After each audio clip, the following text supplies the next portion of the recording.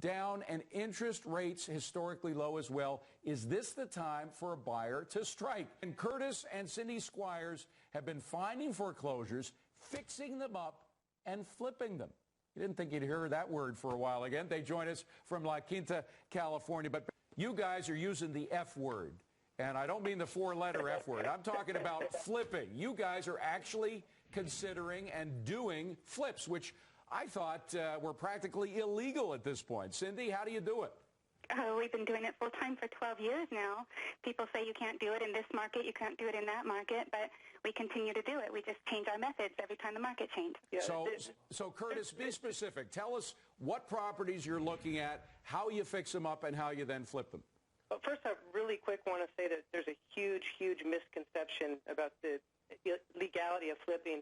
And what everybody is thinking about is organized crime, where they literally get together with a lender and an appraiser, and they artificially inflate the value of the house and then sell it, which is, very illegal. All we're doing is taking raw material, which are properties that are completely beat up, and then to answer your question, they're typically a 3-bed, 2-bath. Your best neighborhoods are middle to slightly lower middle class, blue-collar neighborhoods. The banks don't even have enough cash to mow the yards. They're dead. They've got mold.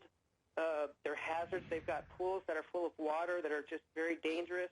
And in some cases, the houses have been trashed, right? Because foreclosed properties, very often people trash them before they leave.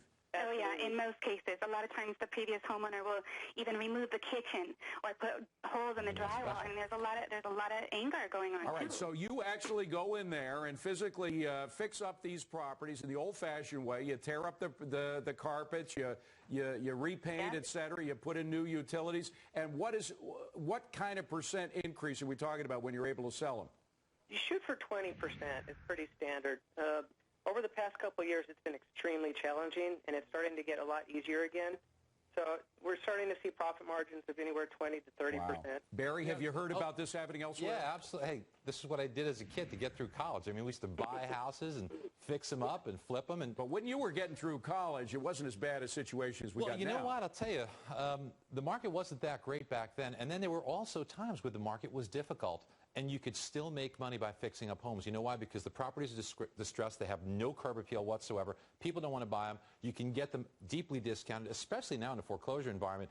Do some cosmetic work, fix the thing up, put it on the market below what other homes are selling for, and make a very handsome profit. All right, now Cindy Squyres, let me just ask you for some specifics about prices, if you don't mind. You say 20% increase. Give us some ideas of prices and precisely where you're able to flip those houses and for how much. Sure thing. Well, we just found one in Cathedral City that was just an insane steal. That was one of our best deals of the year. Houses in the area are actively selling right now, which is what's making it so much easier now is buyers are returning to this market because they can actually afford a house now. But comparable properties were selling anywhere from $200 to $230. The bank had it at $150, couldn't sell it for a really long time, got fed up, dropped it to $90.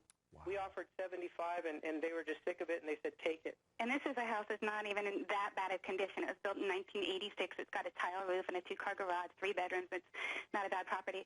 What we're finding, though, is just from 3 years ago, most of these properties in these areas, and I'm talking about not the ghetto, I'm talking about regular blue-collar areas, have dropped 50 to 60%.